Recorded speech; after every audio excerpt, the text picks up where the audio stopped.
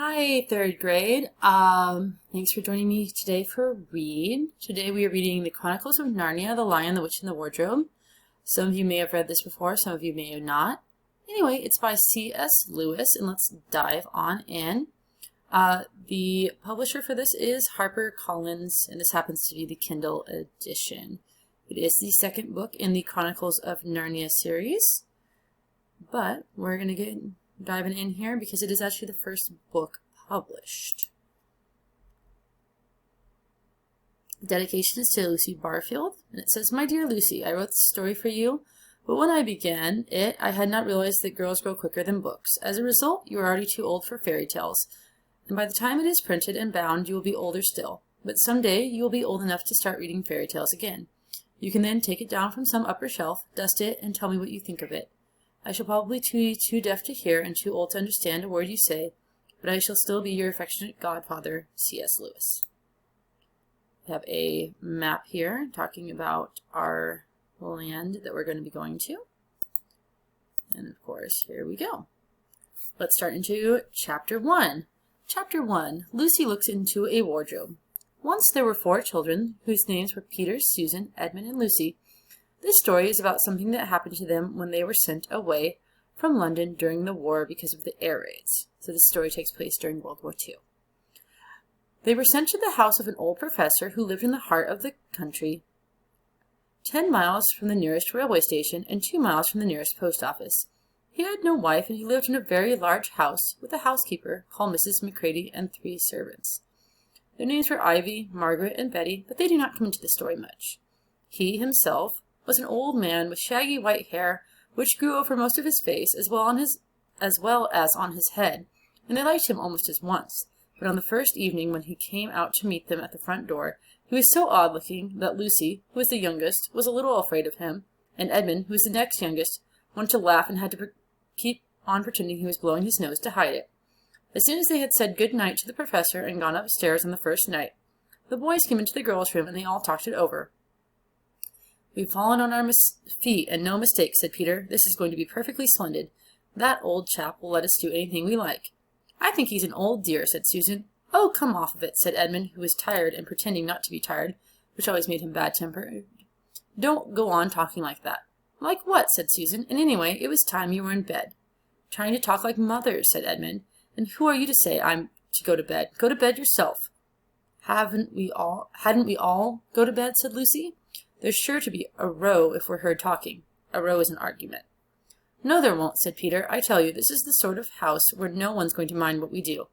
Anyway, they won't hear us. It's about 10 minutes' walk from here down to that dining room, and any amount of stairs and passages in between." "What's that noise?" said Lucy suddenly.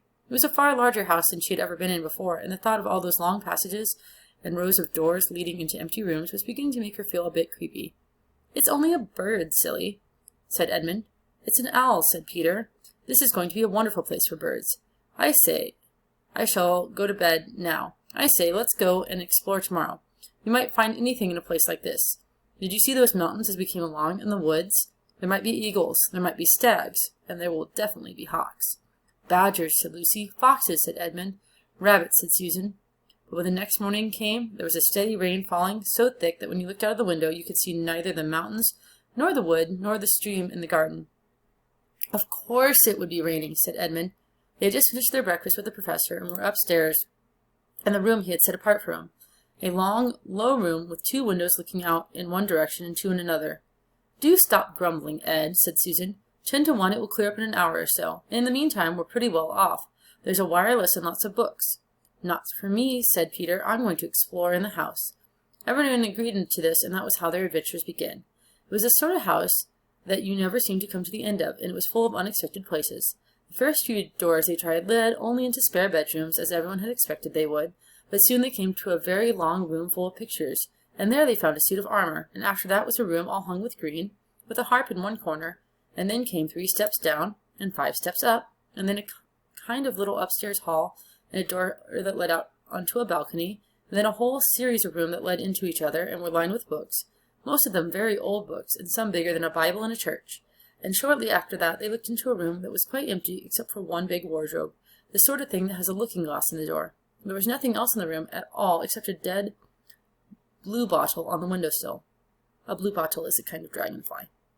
Nothing there, said Peter, and they all trooped out again, all except Lucy. She stayed behind because she thought it would be worthwhile to try the door of the wardrobe, even though she felt almost sure that it would be locked. To her surprise, it opened quite easily, and 2 mothballs dropped out. And there's the room. Looking into the inside, she saw several coats hanging up, mostly long fur coats. There was nothing Lucy liked so much as the smell and feel of fur. She immediately stepped into the wardrobe and got in among the coats and rubbed her face against them, leaving the door open, of course, because she knew that it is very foolish to shut oneself into any wardrobe. Soon she went further in and found that there was a second row of coats hanging up behind the first one.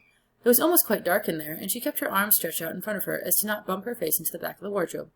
She took a step further in, then 2 or 3 steps, always expecting to feel woodworking at the tip of her fingers, but she could not feel it. This must be a simply enormous wardrobe, thought Lucy. Going still further in and pushing the soft folds of the coats aside to make room for her, then she noticed that there was something crunching under her feet. I wonder, is that more mothballs, she thought, stooping down to feel it with her hand. And instead of feeling the hard, smooth wood floor of the wardrobe, he felt something soft and powdery and extremely cold. This is very queer, she said, and went a step or 2 further. Now, this book is written a long time ago, so for them, queer means strange. It does not mean what we now know it to mean. The next moment, she found what was rubbing against her face and hands was no longer soft fur, but something hard and rough and even prickly. "Well, it's just like branches of trees," exclaimed Lucy, and she saw that there was a light ahead of her, not a few inches away where the back of the wardrobe ought to have been, but a long way off. Something cold and soft was falling on her. A moment later, she found she was standing in the middle of a wood at night time with snow under her feet and snowflakes falling through the air. Lucy felt a little frightened, but she felt very inquisitive and excited as well. She looked back over her shoulder, and there, between the dark tree trunks, she could still see the open doorway of the wardrobe and even catch a glimpse of the empty room from which she had set out. She had, of course, left the door open, for she knew that it was a very silly thing to shut oneself into a wardrobe. It seemed to be still daylight there. I can always go back if something goes wrong. Or if anything goes wrong, thought Lucy. She began to walk forward, crunch, crunch, crunch, over the snow, and through the wood toward the other light. In about 10 minutes she reached it and found it was a lamp-post. As she stood looking at it, wondering why there was a lamp-post in the middle of the wood, and wondering what to do next, she heard the pitter-patter of feet coming toward her. Soon after that, a very strange person stepped out from among the trees into the light of the lamp-post. He was only a little taller than Lucy herself, and he carried over his head an umbrella, white with snow. From the waist upward he was like a man, but his legs were shaped like a goat's. The hair on them was glossy black, and instead of feet he had goat's hoofs. He also had a tail, but Lucy did not notice this at first, because it was neatly caught up over the arm that held the umbrella so as to keep it from trailing into the snow. He had a red woolen muffler — a muffler is a scarf — around his neck, and his skin was rather reddish too. He had a strange but pleasant little face, with a short pointed beard and curly hair, and out of the hair there stuck 2 horns, one on each side of his forehead. One of his hands, as I have said, held the umbrella, and the other he carried several brown paper parcels. What with the parcels and the snow, it looked as if he had just been doing his Christmas shopping. He was a fawn, and when he saw Lucy he gave such a start of surprise that he dropped all of his parcels.